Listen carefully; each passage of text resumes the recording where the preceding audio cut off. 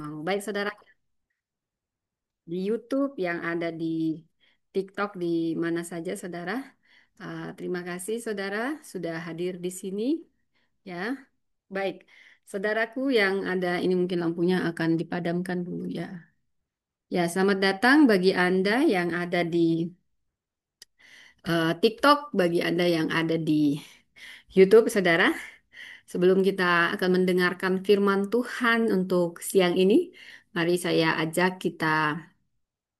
kita berdoa ya, kita bersatu dalam doa. Bagi cat-cat yang saya tidak bisa balas ya, selamat datang bagi Anda, ada Ilham dan semua yang sudah bergabung di ibadah siang, selamat datang. Bagi Anda yang punya permohonan doa, alangkah baiknya Anda buat di DM saya, karena akan banyak cat-cat yang mungkin saya akan fokus pada khotbah apa yang ditaruh Tuhan saat ini.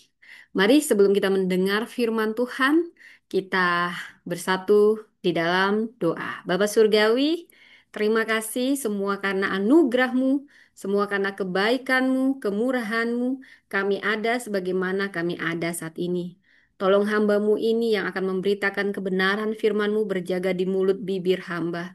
Hamba minta karunia hikmat pengetahuan dalam pengajaran kebenaran firman Allah, dalam penyampaian sharing firman Allah. Roh Kudus ambil alih hamba. Engkau yang memberi otoritas wibawa ilahi. Engkau yang bekerja sepenuhnya, baik dalam diri hamba yang akan menyampaikan kebenaran firman-Mu maupun orang yang mendengar. Roh Kudus, Engkau yang bekerja sempurna dan tutup bungkus segala sesuatu yang kami pergunakan dalam pemberitaan firman Allah. Segala penghalang yang mencoba menghalangi dihancurkan, kami ikat, kami patahkan kuasanya di dalam nama Tuhan Yesus. Biar kuasa darah Kristus menutup bungkus kami semua, terutama hamba-Mu ini, keluarga hamba, tutup bungkus dengan darah Kristus. Biarlah perisai perlindungan Allah yang menaungi hamba dan seluruh keluarga dan seluruh pendengar. Kami siapkan hati kami seperti tanah yang subur. Berfirmanlah Tuhan di dalam nama Tuhan Yesus. Amin, amin, amin. Saudaraku yang ada di TikTok, yang ada di YouTube, Shalom. Selamat hari Selasa, tepatnya tanggal 24 Juni. Dan saat ini saudara yang seperti saya katakan, topiknya tentang teologi keselamatan. Wow, soteriologi. Saudara mungkin saudara harus paham, ada beberapa yang harus kita pahami sebagai orang Kristen. Ada doktrin, saya memberi judul Kasih Karunia yang Menyelamatkan. Bagi saudara yang punya pertanyaan, saudara bisa bertanya di kolom chat, tapi mungkin lebih baik di DM saya karena akan banyak ini publik dan biasanya banyak serangan-serangan saudara, sehingga saya harus fokus menyampaikan apa yang Tuhan taruh di hati saya. Ya, sembari Eh, nanti kita juga akan membaca firman Tuhan, saudara. Saya akan sampaikan kasih karunia yang menyelamatkan. Soteriologi ini salah satu doktrin yang sangat fundamental yang harus dipahami orang Kristen ya, saudara ya. Dan ini yang akan menjadi topik kita siang hari ini. Teologi keselamatan. Saudara, pengajaran tentang keselamatan Yun, jadi dalam bahasa Yunaninya soteriologi, soteriologi. Ini berasal dari kata soteria yang artinya pembebasan, kelepasan, dan keselamatan. Dan logos, logos artinya kebenaran, firman, atau ajaran. Jadi kita sedang belajar soteriologi, ilmu atau pengajaran atau kebenaran tentang pembebasan, kelepasan, atau keselamatan. Saudara, ini adalah pokok yang paling luas dibahas di dalam Alkitab. Karena keselamatan, saudara, ini merupakan pokok yang sangat penting untuk diketahui oleh kita orang Kristen ya.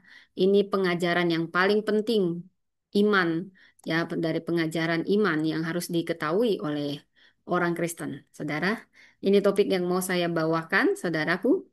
Jadi, saudara, dalam soteriologi ini luas dibahas di dalam Alkitab. Karena keselamatan tema pokok Alkitab, saudara. Soteriologi berasal dari kata kerja, sojo. Apa artinya? Arti dasarnya ialah menjadi sehat, menyembuhkan, dan juga Ini menyelamatkan dan mengawetkan. Jadi kita belajar dari yang paling fundamental, paling dasar. Dan ini kaitannya dengan manusia. Ini berarti menyelamatkan dari kematian. Jadi ada pemahaman yang harus kita pahamkan di sini. Dia pemaham ini di atas paralel dengan kata Ibrani yang digunakan untuk keselamatan, yaitu yasa, kemerdekaan dari ikatan, shalom, artinya damai, sehat, dan juga ini salem ya saudara ya, salem. Ini persembahan syukur atas kebebasan yang pada intinya ini menunjuk pada pembebasan oleh Tuhan. Kita menyebut pengajaran kali ini adalah doktrin keselamatan, saudara. Jadi doktrin keselamatan tidak terlalu berarti tanpa menyadari kekejaman dosa. Karena itu kita paham pentingnya doktrin keselamatan setelah kita tahu dan kita sadar tentang kekejaman dosa. Dosa ini yang menyelamatkan, yang menyebabkan keselamatan itu penting sekali. Karena dosa ini yang akan membuat kita selamat atau tidak, saudara. Jadi Alkitab, bila kita pahami mulai dari Kejadian ya hingga Wahyu 20 ya. Bila kita baca lebih spesifik Kejadian 3 terutama sampai Wahyu 20, ini membicarakan berulang kali kenyataan dosa manusia dan bagaimana intervensi Allah kita yang Maha Kasih itu menyediakan keselamatan. Saudara, kalau kita renung-renungkan ternyata hanya 4 pasal yang mengabaikan pokok dosa, yaitu Kejadian 1 dan 2, pradosa, dan Wahyu 21 dan 22. Ini pos dosa, setelah dosa. Tahukah saudara, Alkitab tidak menjelaskan secara terperinci tentang asal-usul dosa. Tapi jelas, jelas sekali setanlah pribadi yang membawa dosa masuk ke dalam ciptaan Allah, termasuk kepada manusia. Ini jelas bila kita baca di Alkitab, di Yesaya 14, di Yeskiel 28. Manusia yang diciptakan tanpa dosa, kemudian jatuh dalam dosa. Karena apa? Karena godaan setan. Jadi kehadiran dosa ini mempengaruhi secara luar biasa kepribadian kita manusia dan hubungannya dengan Allah. Jadi penting memahami ini. Tahukah saudara, manusia yang mula-mula itu berdosa kenapa? Karena kemauannya sendiri. Kemudian dia menjadi budak dosa. Dosa inilah yang merusak begitu dalam seluruh kepribadian kita manusia. Ini meliputi tubuh, jiwa, dan roh kita. Bahkan inilah yang mendatangkan kematian kekal. Ini jelas tertulis di Roma 3 ayat 23, Roma 6 ayat 23. Saudara, ada kabar gembiranya. Walaupun Allah kita membenci dosa, tapi Dia sangat-sangat mengasihi kita manusia yang sudah berdosa ini. Wah, saya mau menangis kalau mau membahas tentang kasih Allah yang begitu besar. Anugerah Allah lebih besar dari dosa. Dan karena kasihnya yang besar, Allah merencanakan dan menyediakan keselamatan bagi manusia di dalam Yesus Kristus. Tahu saudara, keselamatan sangat erat kaitannya dengan anugerah, only by His grace. Shalom yang baru bergabung ya saudara ya. Jadi ini yang akan kita bahas, doktrin keselamatan. Allah merencanakan, Allah menyediakan keselamatan bagi kita manusia di dalam Yesus Kristus. Saudara, keselamatan sangat erat kaitannya dengan anugerah, only by His grace. atau kasih karunia Allah kepada kita manusia. Saya mau bahas sampai ke bahasa aslinya. Dari kata Ibrani yang digunakan adalah ken, artinya Allah membungkuk. Dia memberkati manusia, keset, ada pemberian, perjanjian kasih karena hubungan intim. Ini memiliki sinonim dengan kata Yunani, karis, pemberian cuma-cuma Allah kepada kita manusia yang sebetulnya tidak layak untuk kita terima. Saudara, Alkitab jelas menyatakan bahwasanya setiap orang yang percaya kepada Yesus Kristus pasti selamat. Saudara, janji ini ada di Yohanes 5 ayat 10 sampai 13, Yohanes 3 ayat 16 dan Yohanes 6 ayat 47. Wow, saya sangat takjub, saudara, sangat takjub. Saudaraku, keselamatan, Anda perlu paham. Itu adalah anugerah Allah semata yang kita terima oleh iman. Saya ulang, keselamatan, anugerah Allah yang kita terima oleh iman. Bukan karena amal sana sini. Itu tidak menyelamatkan Anda, atau karena pekerjaan baik, atau amal sama janda miskin sampai dikawini, atau sama anak yatim sampai bermiliar-miliar, itu tidak menyelamatkan Anda. Karena begitu besar kasih Allah. Semua kita terima karena anugerah dan diterima oleh iman. Jelas tertulis Efesus 2 ayat 8 sampai 10. Keselamatan itu adalah hasil kelahiran baru yang dikerjakan oleh Roh Kudus. Jadi yang mengerjakannya adalah Roh Kudus dalam hidup setiap kita orang yang percaya kepada Kristus. Ini jelas tertulis di Titus 3 ayat 8, saudara. Dan juga Yohanes 3 ayat 5 sampai 8. Bila kita sudah percaya kepada Kristus, ini kita sebut lahir baru. Lahir baru ya. Jadi bukan dilahirkan kembali, tapi lahir baru dalam roh. Dan kita harus yakin akan keselamatan kita. Karena jika tidak, saudara, maka kita menganggap Allah itu pendusta. Saudara, dasar keyakinan kita di mana? Firman Allah yang kekal. 1 Petrus 1 ayat 25. Ini bukti objektif. Roh Kudus juga bersaksi, saudara, bahwa ia adalah anak Allah.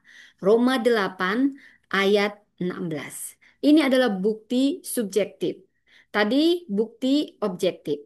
Kalau Roh Kudus bersaksi tentang Yesus adalah anak Allah, ini bukti subjektif. Selain itu, ada bukti yang dapat dilihat oleh orang lain, yaitu buah iman. Apa saja buah iman? Kekudusan. Yohanes 3 ayat 8 sampai 10.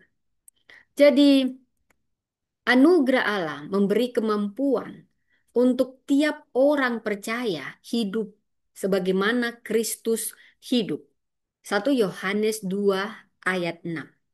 Ini nampak, saudara, dalam ketaatan akan firman untuk melakukan kebenaran dan hidup yang murni karena menantikan kedatangan Kristus kembali. Saudara, saya mau camkan orang Kristen yang telah lahir baru tidak perlu ragu-ragu atau takut akan kehilangan keyakinan ini. Kenapa? Karena Tuhan Yesus yang sanggup memelihara kita sampai kedatangannya yang kedua. Ini tertulis di Filipi 1 ayat 6. Tentu, setiap orang akan menghadapi banyak pencobaan dan ujian iman yang kadang bisa membuat kita jatuh ke dalam dosa. Tentu, bila kita jatuh dalam dosa, saudara, ini bukan berarti kita harus menerima Yesus lagi atau dibaptis ulang lagi. Karena apa? Karena kita cukup menerima Yesus satu kali, saudara. Ibrani 13 ayat 15. Tetapi perlu dicamkan, yang perlu kita lakukan adalah mengaku dosa. mengaku dosa untuk mendapat pengampunan dan pembaharuan dari Allah. Saudara, bila kita mengaku dosa, firman Tuhan sendiri berkata, maka Allah akan mengampuni dan menyucikan kita. 1 Yohanes 1 ayat 9. Kemudian di 1 Yohanes 2 ayat 1 sampai 2. Dan juga di Mazmur 32 ayat 3 sampai 5. Maka dia akan memulihkan, Tuhan akan memulihkan persekutuan yang rusak dengannya, antara kita dengannya. Dia akan mengembalikan lagi sukacita yang mungkin sempat hilang, sukacita keselamatan itu dikembalikan lagi kepada kita. Ini tertulis jelas di Mazmur 51 ayat 14. Saudara, tapi yang menjadi pertanyaan sekarang, apakah keselamatan itu bisa hilang atau tidak? Nah, di sini ada banyak argumen-argumen dari tentang doktrin keselamatan ini yang sangat fundamental harus kita pahami sebagai orang Kristen. Di sini kita akan mendapati adanya perbedaan pendapat antara kaum Calvinis. Siapa saja kaum Calvinis, saudara? Saya perlu jelaskan. Ini yang diyakini kaum Injili Reform dan kaum Armenian. Armenian umumnya adalah kaum Pentakosta ataupun karismatik. Saudara, menurut kaum Calvinis, karena Allah yang berinisiatif memanggil dan menentukan, dan karena Allah sanggup untuk memelihara dan menjaga apa yang sesuai dengan kehendaknya, maka tidak mungkin orang yang dipanggil kehilangan keselamatannya. Saudara, saya sedang memaparkan lebih dulu apa saja yang dipercaya para pendapat teolog sebelumnya, saudara ya. Jadi ini dari sisi kaum Calvinis yang biasanya gereja-gereja Reform ataupun Injili. Saudara, mereka memakai ayat yang mendasari pandangan mereka tentang keselamatan yang tidak bisa hilang. Dikatakan di Yohanes 1 Yohanes 10 ayat 28 sampai 29. Mungkin saya bacakan.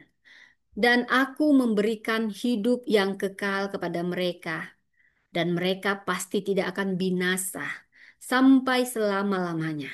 Dan seorang pun tidak akan merebut mereka dari tangan. Ayat 29.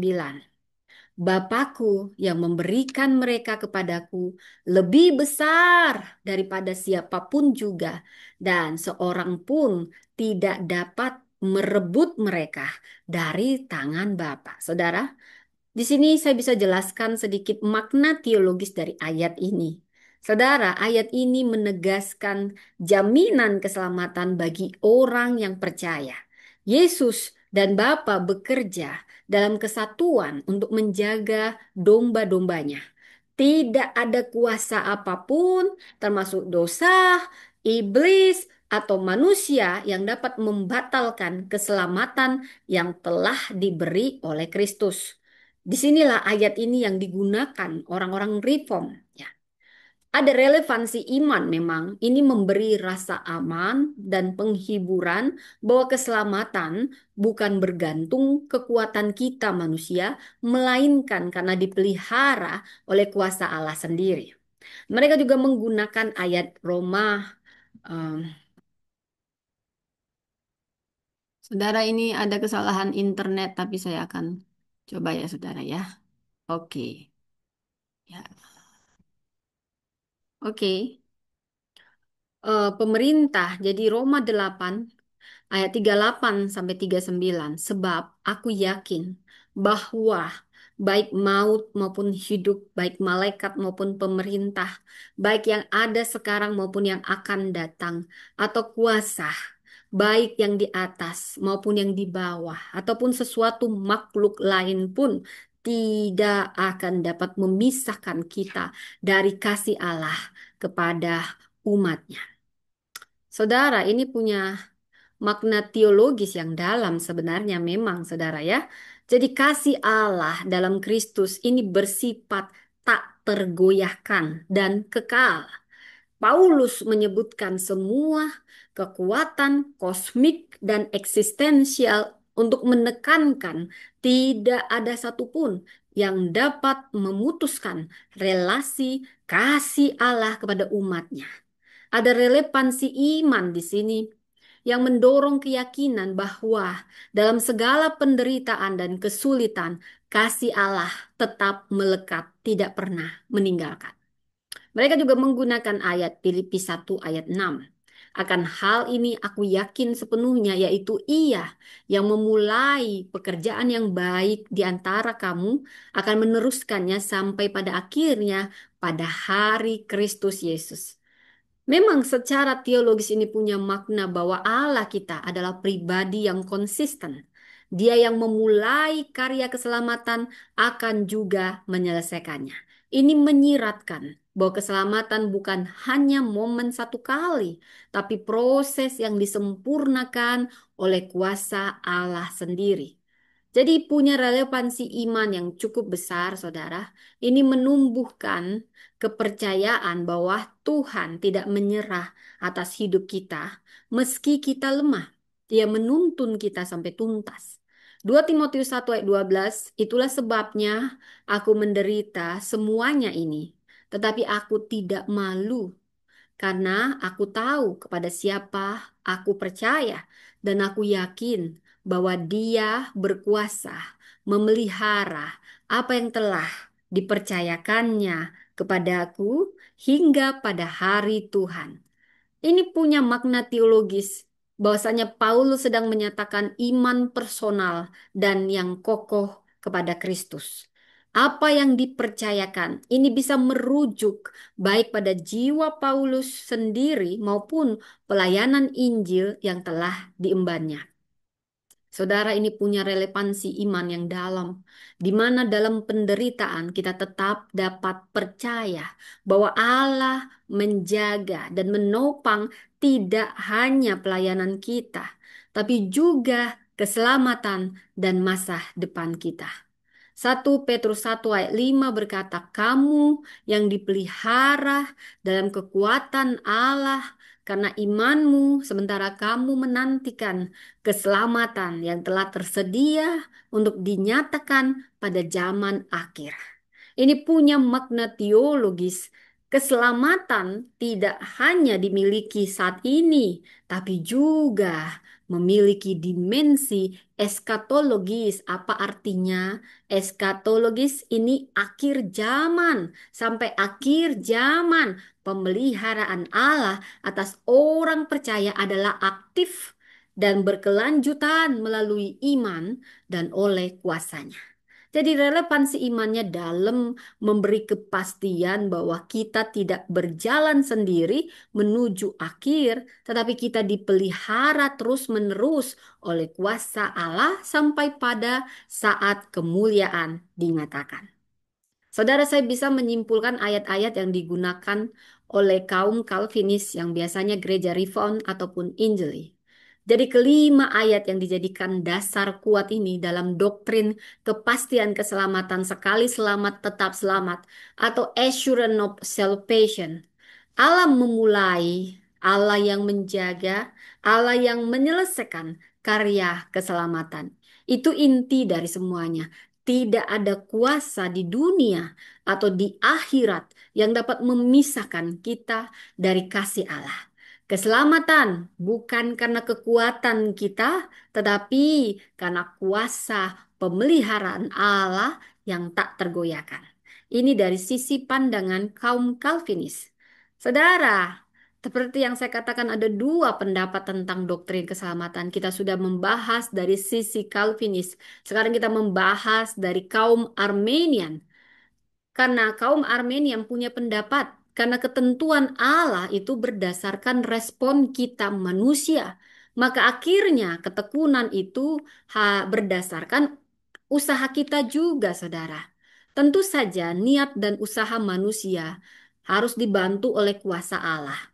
Jadi menurut Armenianisme, eternal security ini akan dicapai orang kalau mereka tetap di dalam Yesus. Jadi ada upaya untuk mengerjakan keselamatan itu. Mereka juga punya dalil-dalil ayat Alkitab yang dijadikan dasar. Yohanes 15 ayat 1 sampai 8, Ibrani 6 ayat 4 sampai 6, Ibrani 10 ayat 26 sampai juga 27, dan mungkin saya akan membaca satu-satu saudara beberapa pandangan ini. Dari 1 Yohanes atau Yohanes 15 ayat 1 sampai 8. Akulah pokok anggur yang benar dan Bapakulah pengusahanya. Setiap ranting padaku yang tidak berbuah dipotongnya, dan setiap ranting yang berbuah dibersihkannya supaya ia lebih banyak berbuah. Kamu memang sudah bersih karena firman yang telah kukatakan kepadamu. Tinggallah di dalam aku dan aku di dalam kamu, sama seperti ranting tidak dapat berbuah dari dirinya sendiri kalau ia tidak tinggal pada pokok anggur. Demikian juga kamu tidak berbuah jika kalau kamu tidak tinggal di dalam aku. Akulah pokok anggur dan kamulah ranting-rantingnya. Barang siapa tinggal di dalam aku dan aku di dalam dia, ia berbuah banyak, sebab di luar aku kamu tidak dapat berbuat apa-apa. Barang siapa tidak tinggal di dalam aku, ia dibuang keluar seperti ranting dan menjadi kering. Kemudian dikumpulkan orang dan dicampakkan ke dalam api, lalu dibakar. Saudara, jikalau kamu tinggal di dalam aku dan firmanku tinggal di dalam kamu, mintalah apa saja yang kamu kendaki dan kamu akan menerimanya. Dalam hal inilah Bapakku dipermuliakan, yaitu jika kamu berbuah banyak dan dengan demikian kamu adalah murid-muridku. Saudara, ini punya makna teologis di mana hubungan kita orang percaya dengan Kristus itu ibarat ranting dengan pokok anggur, intim dan sangat vital. Ketekunan kita dalam tinggal di dalam Kristus ini syarat untuk kita menghasilkan buah rohani. Ancaman pemotongan dan pembakaran ini menjadi simbol adanya konsekuensi ketidakberbuahan dan keterpisahan dari Kristus. Ini punya relevansi iman juga yang mengingatkan bahwa keselamatan bukan hanya status, tapi relasi aktif dan berbuah. Ini yang menumbuhkan kerinduan untuk hidup melekat pada Kristus dan berbuah dalam kasih dan kebenaran dan pelayanan. Bila kita membaca dari Ibrani 6 ayat 4 sampai 6, sebab mereka yang pernah diterangi hatinya, yang pernah mengecap karunia surgawi dan yang pernah mendapat bagian dalam Roh Kudus dan yang mengecap firman yang baik dari Allah dan karunia-karunia dunia yang akan datang, namun yang murtad lagi tidak mungkin dibaharui sekali lagi sedemikian hingga mereka bertobat, sebab mereka menyalibkan lagi anak, yaitu anak Allah bagi diri mereka dan menghinanya di muka umum. Ini punya makna teologis yang dalam, saudara. Penulis Ibrani menggambarkan kedalaman pengalaman rohani dari seseorang, terang karunia, Roh Kudus, dan firman. Murtad setelah mengalami itu semua menunjukkan penolakan sadar terhadap anugerah. Dan dijelaskan setelah mengalami itu semua, ini ketidakmungkinan untuk diperbaharui kembali karena hati sudah menolak sepenuhnya kebenaran. Saudara, ini punya relevansi iman yang merupakan peringatan keras bagi kita orang percaya tidak bermain-main dengan anugerah Allah. Ini mendorong kita hidup dalam pertobatan sejati dan tidak kembali pada hidup lama. Ibrani 10 ayat 26 sampai 27 berkata, sebab jika kita sengaja berbuat dosa, sesudah memperoleh pengetahuan tentang kebenaran, maka tidak ada lagi korban untuk menghapus dosa itu. Mengerikan ya saudara ya. Tetapi yang ada ialah kematian yang mengerikan, akan penghakiman dan api yang dahsyat yang akan menghanguskan semua orang durhaka. Saudara, ini punya makna teologis yang dalam.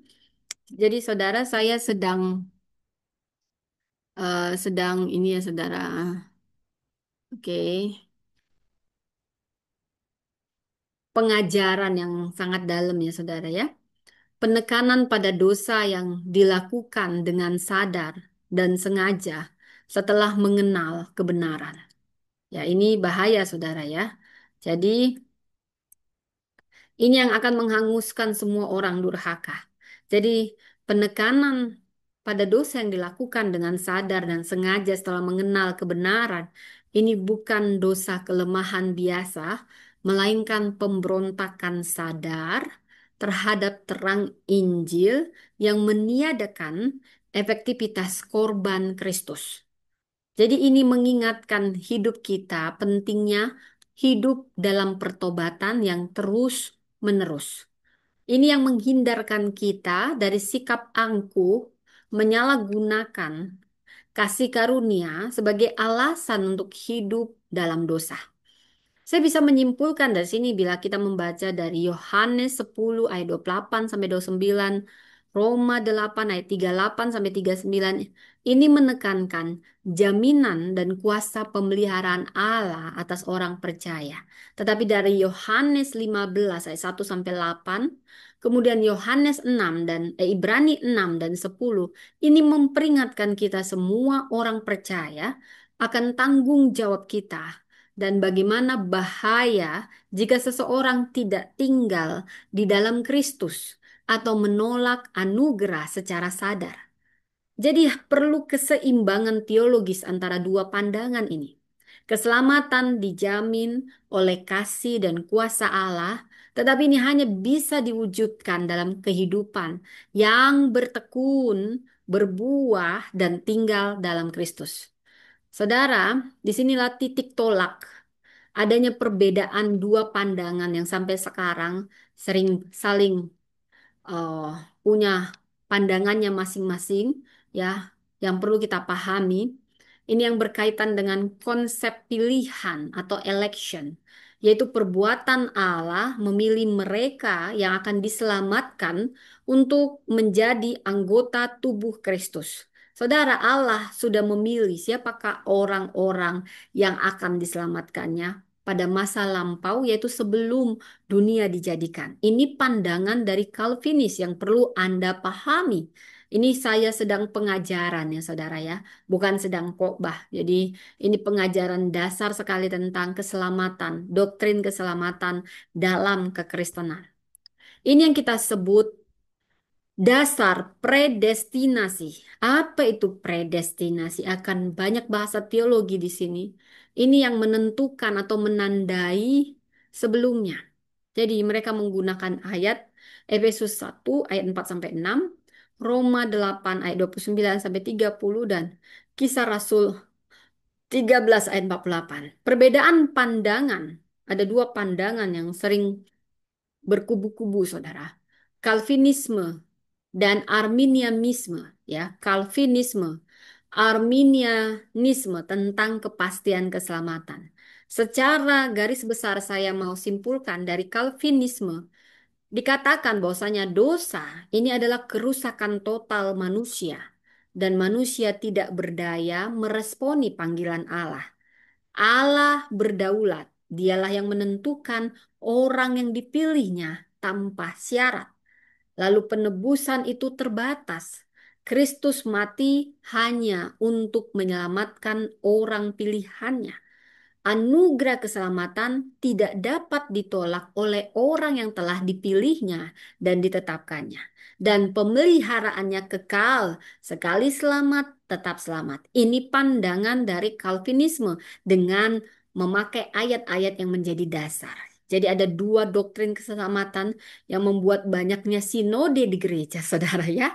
Nah, tapi ada pandangan yang kedua, ini biasanya dianut oleh orang-orang karismatik dan juga Pentakosta, ya Arminianisme.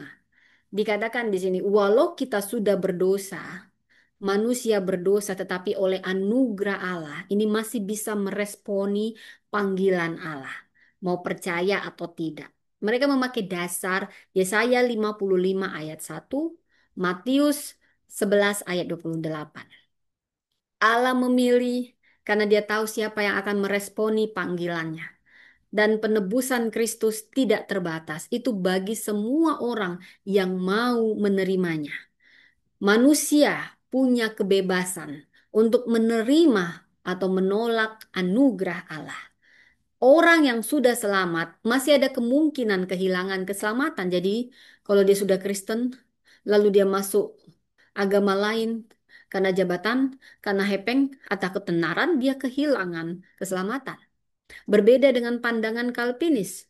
Jadi kalau dia mungkin Kristen, lalu karena hepeng, karena jodoh, karena jabatan, dia masuk non-Kristen, dia tetap selamat. Sekali selamat, tetap selamat. Karena nanti dia akan dikembalikan Tuhan kembali ke imannya yang semula. Nah, seperti itulah saudara. Nah, jadi ada dua pandangan ini tentang keselamatan yang sampai sekarang gontok-gontokan, saudara ya. Tapi saya mau katakan saya akan menjadi jembatan di sini, saudara. Saya bukan Calvinis, saya bukan Arminianisme, saya pengikut Kristus, saudara ya. Intinya saya pengikut Kristus. Kalau Calvinisme ini menekankan kedaulatan Allah dan mengecilkan kehendak bebas manusia. Sebaliknya, Arminianisme ini menekankan kehendak bebas kita manusia, tetapi sedikit sepertinya mengecilkan unsur kedaulatan Allah dan kerusakan manusia. Jadi, pandangan mana yang harus kita pilih, saudara? Yang mana? Yang mana? Yang mana Anda mau pilih, saudara? Nah, ya, kalau saya sih kita perlu menjaga keseimbangan antara kedua pandangan ini. Kita bukan pengikut Calvin, kita bukan pengikut Arminianisme, kita pengikut Kristus. Ya, jadi pertanyaannya mendasar ya saudara ya. Penetapan Allah atas keselamatan seseorang itu diawali oleh kedaulatannya atau kemahatauannya. Mana yang lebih dulu? Kedaulatannya atau kemahatauannya? Saudara, kalau Anda diperhadapkan pada pertanyaan ini tentang doktrin keselamatan, saya mau coba sebagai jembatan di sini.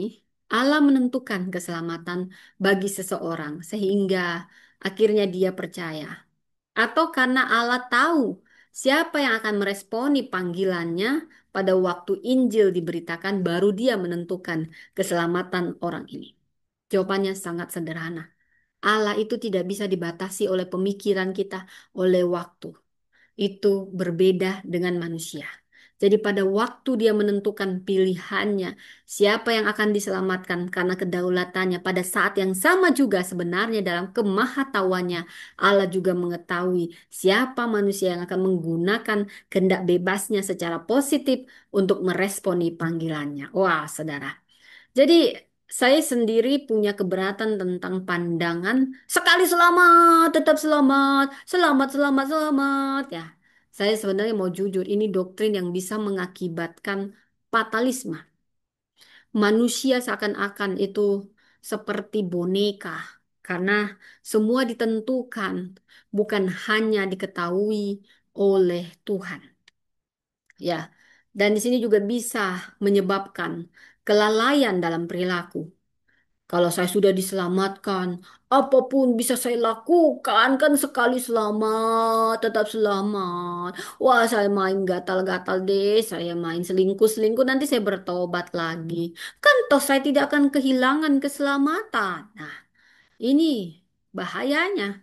Ya, dan ini akan mengurangi semangat penginjilan karena kita berpikir kan semua ditentukan oleh kedaulatan Allah. Yang mau mati matilah tanpa selamat, tanpa tahu Injil ya. Rasain.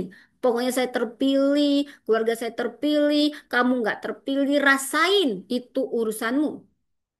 Saudara, kita berpikir percuma menginjili orang yang memang tidak dipilih Allah. Sebaliknya, bila seseorang sudah dipilih, maka pasti dia selamat, entah bagaimanapun caranya. Benar nggak, saudara? Ya. Tapi kita harus ingat ada ayat-ayat Alkitab yang memberikan peringatan keras. Ya. Antara lain, apa saja, saudara? Bila kita baca dari Lukas 12 ayat 10, siapa menghujat Roh Kudus tidak akan diampuni dosanya. Bila kita membaca dari Ibrani 6 ayat 4 sampai 6, orang yang diterangi hatinya tidak akan ya.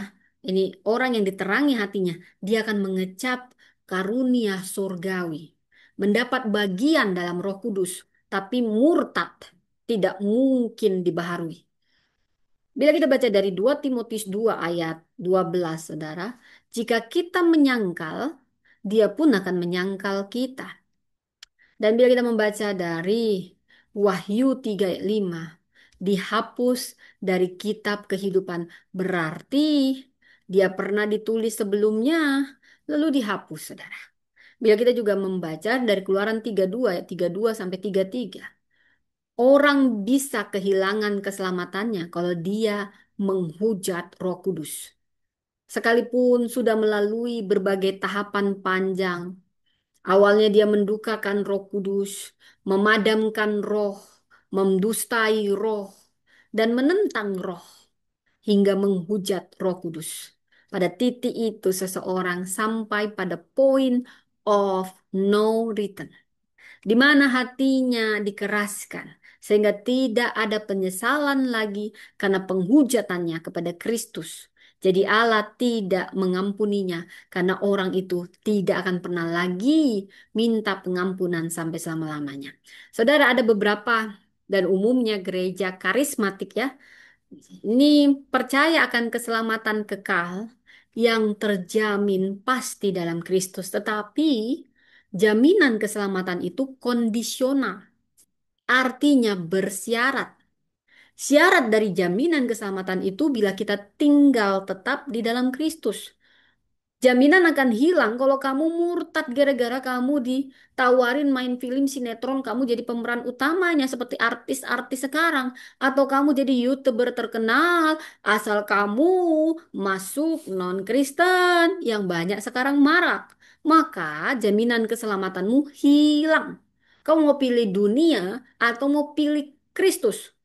Ya, dunia ini akan menawarkan banyak pilihan supaya kau meninggalkan imanmu pada Kristus.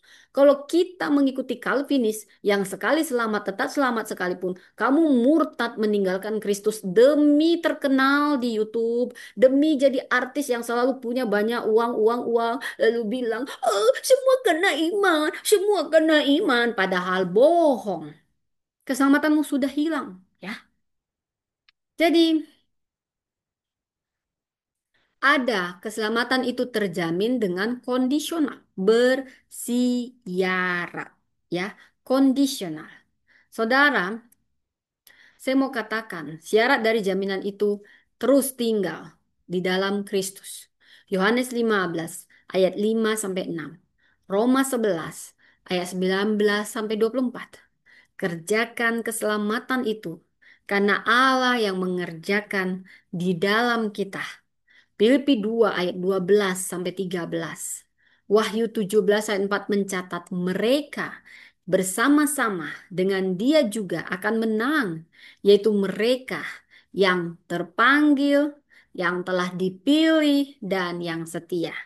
Jadi perlu dipahami bahwa tujuan akhir keselamatan bukan hanya masuk surga, tapi seperti yang dikatakan Yesus, inilah hidup yang kekal itu, yaitu bahwa mereka mengenal Engkau, satu-satunya Allah yang benar, dan mengenal Yesus Kristus yang telah Engkau utus. Yohanes 17 ayat 3. Jadi fokus kita saat ini saudara, semakin mengenal dan mencintai Kristus sang mempelai, bahkan lebih lagi merindukan tempat tinggalnya yaitu surga. Pengenalan yang makin dalam harus dimulai kini, bukan nanti setelah di surga. Jadi pengenalan itu akan mengubah hidup kita menjadi serupa dengan Kristus. Roma 8 ayat 29. Bagi kita, proses pengudusan yang membuat kita sempurna, tidak bercacat roh, jiwa, dan tubuh. 1 Tesalonika 5 ayat 23 ini terjadi dalam 3 dimensi waktu, yaitu waktu lampau. Apa itu? Di waktu lampau, saudara, kita sudah diselamatkan dari hukuman dosa. Inilah yang disebut pembenaran, justification. Titus 3 ayat 5, Roma 8 ayat 24, Efesus 2 ayat 5. Dan juga waktu kini kita sedang diselamatkan dari kuasa dosa. Ini disebut penyucian, sanctification. 1 Timotius 4 ayat 16, Filipi 1 ayat 19. Dan waktu yang akan datang, kita akan diselamatkan dari adanya dosa. Ini disebut pemuliaan, glorification. Ibrani 9 ayat 27 sampai 28. 1 Petrus 1 ayat 5. Jadi dalam kaitan tentang keselamatan, kita harus mengerti tentang adanya perbedaan pahala di surga, saudara, dan perbedaan hukuman di neraka. Bila kita membaca, ini agak serem-serem nih, saudara ya. Lukas 12 ayat 47 sampai 48. Matius 11 ayat 22 sampai 24. Semua orang percaya akan dihadapkan pada tahta pengadilan Kristus. 2 Korintus 5 ayat 10. Pengadilan ini bukan untuk menentukan keselamatan. Bila kita membaca dan bandingkan dari Roma 8 ayat 1. Tetapi untuk menentukan pahala yang diterima atas perbuatan iman kita. Saudara, wow! Wah, kalau mikir ini kita harus hati-hati hidupnya, saudara ya. Orang Kristen yang percaya pada Kristus, tapi dalam pelayanan dia memiliki motivasi yang rendah, motivasinya keliru, maka dia pasti memang tetap selamat, namun pekerjaannya terbakar. Dia tetap selamat, tapi kehilangan upah atau pahala. 1 Korintus 3 ayat 10 sampai 15. Sedangkan yang motivasinya murni dan teruji, dia akan menerima pahala dari Allah. Jadi ada perbedaan pahala bagi orang percaya pada Yesus sejak masa kecilnya dan tulus hatinya, seperti Timotius dan yang giat melayani karena kasih karunia Allah, seperti Paulus dengan orang yang baru bertobat beberapa jam sebelum dia meninggal. Ini ada perbedaan pahala, saudara. Seperti penjahat di sebelah salib Yesus. Jadi, walaupun mereka semuanya sama-sama diselamatkan, tetapi Alkitab menunjukkan ada perbedaan kemuliaan. 1 Korintus 15 ayat 40 sampai 44. Jadi perbedaan wewenang kekuasaan kelak.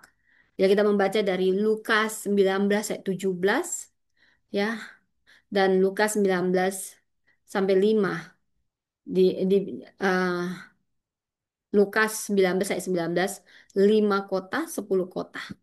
Jadi sebagaimana halnya ada perbedaan hukuman di neraka. Jadi ini dasarnya dari Lukas 12 ayat 47 sampai 48 dan Matius 11 ayat 22 sampai 24. Jadi Alkitab menyebut pahala itu dengan beberapa istilah. No, no, no. Siapa yang mau pahala? Mahkota kehidupan, ya. Pertama pahalanya kita sebut mahkota kehidupan. Siapa yang mendapat mahkota kehidupan?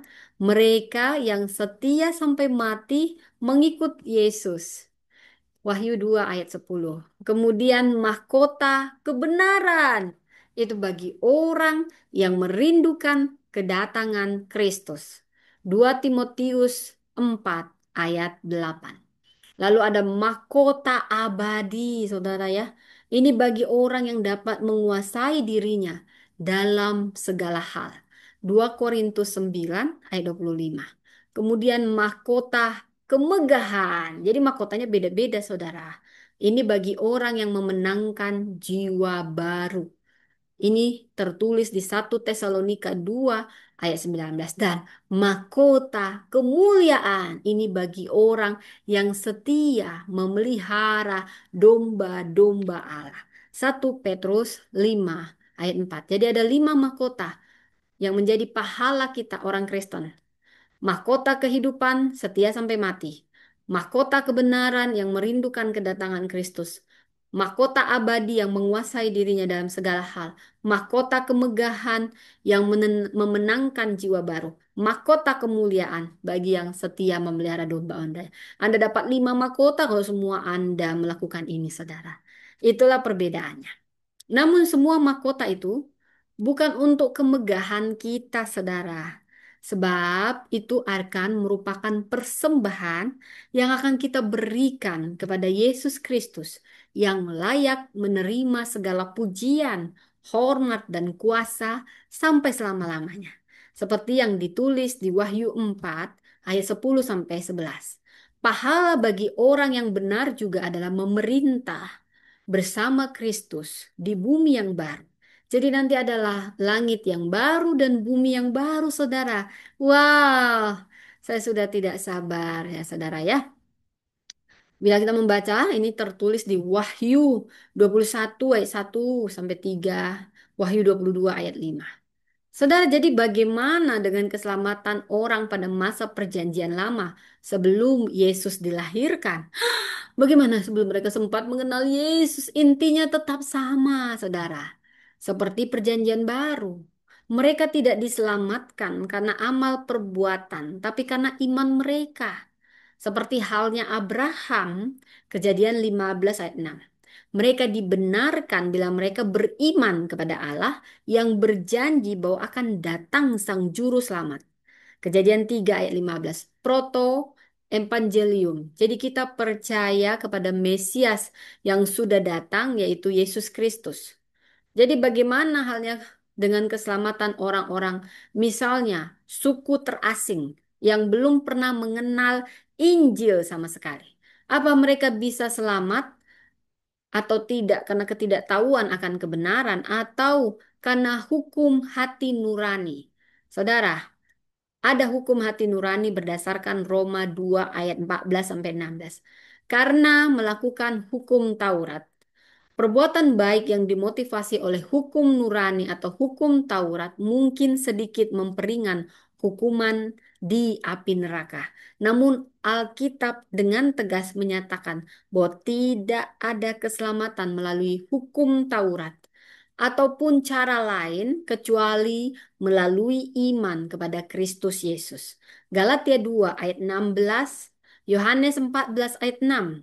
Jadi perlu kita pahami bahwa Allah itu adil, dia adil saudara.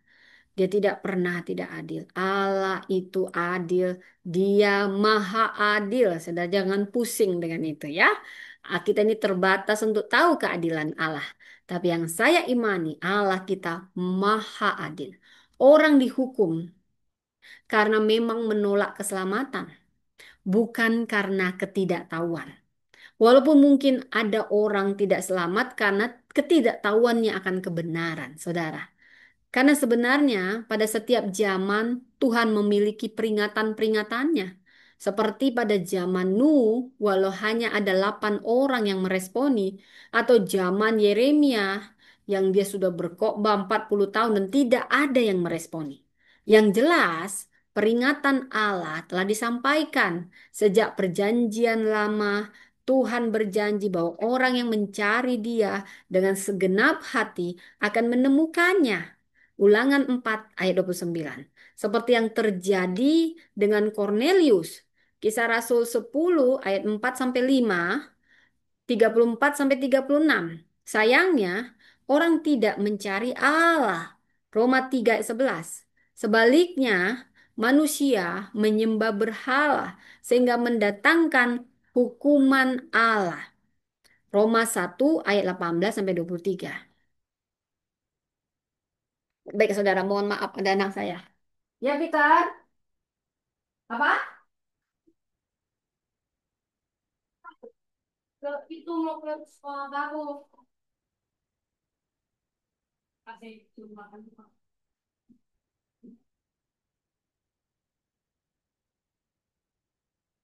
Baik, saudara, mohon maaf sedikit terganggu. Biasalah ibu sambil sembari saya membagikan firman, ada anak saya juga yang harus saya saya apa adanya ya, saudara ya. Jadi kita ulang lagi ya, seperti yang saya tadi sudah jelaskan. Orang yang mencari Tuhan dengan segenap hati pasti akan menemukan Tuhan. Itu janjinya. Ulangan 4 ayat 29. Seperti yang terjadi dengan Cornelius bila kita membaca di Kisah Rasul 10 ayat 4 sampai 5 dan Kisah Rasul 10 ayat 34 sampai 36 khususnya.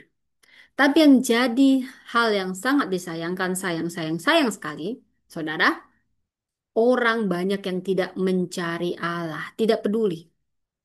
Roma 3 ayat 11, saudara ya. Jadi sebenarnya itu yang jadi masalah.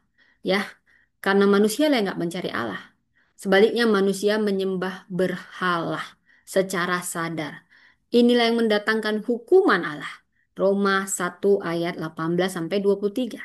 Saudara, apakah ada keselamatan setelah kematian? Ini jadi pertanyaan, saudara, terkait doktrin keselamatan. Bukankah Yesus memberitakan Injil kepada roh-roh orang yang telah meninggal pada zaman Nuh? Bila kita membaca dari 1 Petrus 3 ayat 19 sampai 20. Sebetulnya, Yesus bukan untuk memberitakan Injil keselamatan, tetapi sedang memproklamirkan. Jadi ini beda. Yesus sedang memproklamirkan Yun Keriso, kebenaran Allah untuk mencelikkan mata mereka. Mengapa mereka dihukum? Ya, mereka dihukum karena tidak taat dan menolak kabar baik yang disampaikan oleh Nuh. Nuh sudah dipakai alat sebagai alat yang memberitakan kabar keselamatan dan mereka menolak sebagai pemberita kebenaran saat itu. Nuh dipakai Tuhan. Jelas tertulis di 2 Petrus 2 ayat 5. Artinya, Yesus sendiri tidak pernah mengutus murid-muridnya untuk memberitakan Injil kepada dunia orang mati. Tidak perlu untuk menyelamatkan mereka yang belum pernah mendengar berita tentang Injil keselamatan sama sekali. Allah tegas melarang kita untuk berhubungan dengan arwah atau roh orang mati. Imamat 19 ayat 31. Apa tujuan larangannya? Ini untuk melindungi kita dari tipu daya roh jahat yang dapat menyamar seperti malaikat terang. Khususnya kita orang-orang Kristen ya, dan khususnya aliran karismatik ya, tidak percaya ada kesempatan keselamatan setelah kematian. Kalau kematian tidak perlu lagi diinjili ya. Ya, ingat itu ya saudara ya. Karena orang mati akan dihakimi, bukan diinjili. Anda nggak perlu doa untuk orang mati.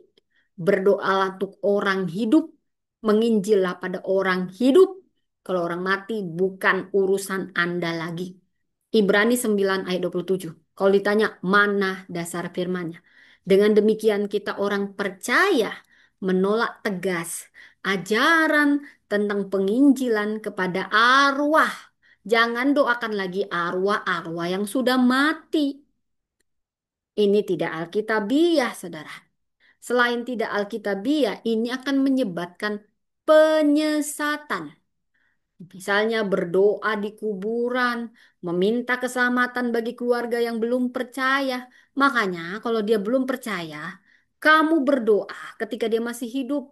Kamu menginjil ketika dia masih hidup, saudara ya. Ngapain kamu menginjil kalau dia sudah mati, saudara? Dia tidak perlu lagi diinjili. Dia perlu ya diinjili itu saat dia masih hidup. Nah, saudara, ini doktrin keselamatan yang kita sudah panjang lebar, saudara ya. Jadi, bagi Anda yang baru bergabung, mungkin saya akan pampamkan lagi, saudara ya. Doktrin keselamatan ini ada banyak perbedaan, saudara ya. Karena saya ini diundang oleh banyak gereja, saudara. Saya harus menjaga keseimbangan. Kita sedang mengikut apa? Bukan, kalau saya ditanya, saya bukan pengikut Calvin, saya bukan pengikut Arminian, saya pengikut Kristus. Ya, tadi saya akan membantu kita mengolah untuk memahami doktrin keselamatan. menurut empat tradisi umat Kristen. Secara Calvinis atau Reform, Lutheran, Karismatik, Pentakosta. Saudara, saya ada di keempat gereja ini ya. Saya pengikut Kristus sejati. Jadi saya harus menjaga keseimbangan di sini, saudara ya. Kalau menurut Calvinis, doktrin keselamatan intinya ada dikenal dengan tulip, saudara ya. 5 poin dari doktrin keselamatan ala Calvinisme. Tulip, T-nya total depravity, kerusakan total. U-nya unconditional election, artinya pemilihan tanpa syarat. L-nya limited atonement, penebusannya terbatas, hanya mereka yang terpilih. Kemudian I-nya irresistible grace, anugerah yang tidak bisa ditolak kalau Anda sudah dipilih. Kamu yang selamat, kamu nggak bisa nolak. Gitulah intinya, saudara. Kemudian P-nya ya, dari tulip ini, perseverance of the saints, ketekunan orang kudus ya. Jadi secara singkat saya mau jelaskan tentang doktrin keselamatan Calvinisme ya. Keselamatan anugerah murni dari Allah bukan karena usaha atau kehendak manusia. Efesus 2 ayat 8 sampai 9 ini menjadi dasar firman-Nya. Allah telah memilih sebagian orang untuk diselamatkan sebelum dunia dijadikan. Roma 8 ayat 29 sampai 30 sering digunakan sebagai ayat dasar dan Efesus 1 ayat 4 sampai 5. Kemudian penebusan Kristus itu hanya efektif untuk mereka yang terpilih. Kalau nggak terpilih, lu mau secapek apapun lu nginjil-nginjil ya, nggak akan diterima gitulah intinya. Jadi malas jadi menginjil di sini saudara ya. Bisa malas. Toh dia nggak terpilih, ngapain gua injil? Buang waktu gitu lah ya. Kalau orang-orang Calvin ya bisa. Tidak semua seperti itu ya saudara ya. Mereka menggunakan dasar Yohanes 10 ayat 11 dan 26. Dan mereka mengatakan Roh Kudus akan membangkitkan hati yang mati secara rohani untuk meresponi Injil. Dasarnya dari Yohanes 6 ayat 44. Kemudian mereka yang benar-benar diselamatkan akan bertahan sampai akhir. Yohanes 10 ayat 28 sampai 29, Filipi 1 ayat 6. Ini jadi dasar ayatnya. Apa ciri khas dari Calvinisme berdasarkan doktrin keselamatan yang mereka percaya? Monergisme. Apa itu monergisme? Bahwasanya hanya Allah yang bekerja dalam keselamatan. Manusia nggak punya kontribusi. Dan di sini ditolak kehendak bebas dalam keselamatan secara total. Ini menekankan kedaulatan mutlak Allah. Wow, ini doktrin keselamatan menurut Calvinisme. Saya sedang memaparkan doktrin-doktrin keselamatan menurut empat aliran, saudara ya, yang perlu Anda pahami. Sehingga banyak sekali aliran sinode gereja ya, saudara. Kemudian ada lagi doktrin keselamatan menurut Lutheran. Nah, di sini keselamatan oleh anugerah melalui iman. Sola gratia, sola fide. Saudara, manusia sepenuhnya rusak, tetapi Allah mengerjakan keselamatan melalui firman dan sakramen. Jadi, melalui firman dan sakramen. Kemudian, saudara, di sini berbeda dari Calvinis dalam cinta kasih Allah yang universal dan penebusan Kristus yang berlaku ini bagi semua orang, bukan hanya yang dibatasi terpilih atau tidak, tapi bagi semua orang. Itu perbedaannya. Jadi bisa saya jelaskan, semua manusia rusak, saudara. Roma 3 ayat 23 dan tidak bisa menyelamatkan diri sendiri. Kristus mati bagi semua orang. 1 Timotius 2 ayat 4 sampai 6. Bukan hanya orang pilihan, Keselamatan ditawarkan melalui Injil dan sakramen. Jadi ada baptisan, perjamuan kudus. Iman adalah anugerah, bukan usaha kita manusia. Efesus 2 ayat 8. Jadi kehendak bebas manusia juga terbatas.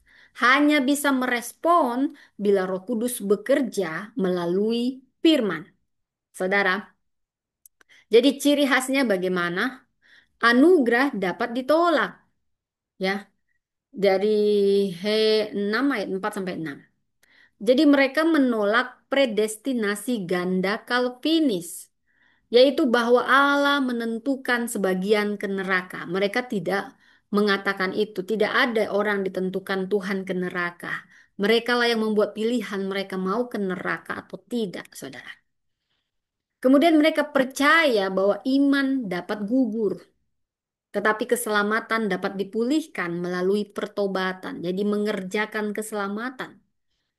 Ah, di sini ada jembatan sebenarnya dari Lutheran antara Calvinis dan juga Arminian. Ya, Arminian biasanya dianut oleh karismatik. Saudara, bila kita melihat doktrin keselamatan menurut orang-orang karismatik, ya saya termasuk orang yang karismatik, saya juga Lutheran, saya juga Calvinis.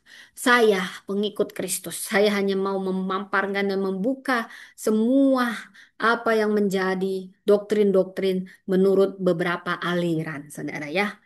Nah, kalau menurut keselamatan menurut karismatik, keselamatan itu melalui iman kita kepada Yesus Kristus. Tetapi ini ditekankan hubungan pribadi dengan Roh Kudus. Kelahiran baru, pertobatan, dan hidup dipimpin Roh, inilah inti dari keselamatan sejati. Jadi, manusia berdosa diselamatkan oleh iman kepada Kristus. Ya, Yohanes 3 ayat 16. Roma 10 ayat 9 sampai 10. Lahir baru terjadi saat seseorang percaya kepada Kristus dan menerima Roh Kudus. Itulah kelahiran baru. Yohanes 3 ayat 5 sampai 8. Pertobatan sejati akan menghasilkan buah dalam kehidupan. Matius 7 ayat 16 sampai 20. Dan baptisan Roh Kudus ini dianggap sebagai pengalaman kedua, tetapi bukan syarat keselamatan. Ingat, ini bukan syarat keselamatan, tetapi untuk kuasa pelayanan. Kisah Rasul 1 ayat 8. Ini menekankan keintiman dengan Allah, mendengar suara Roh Kudus, dan hidup dalam kuasanya.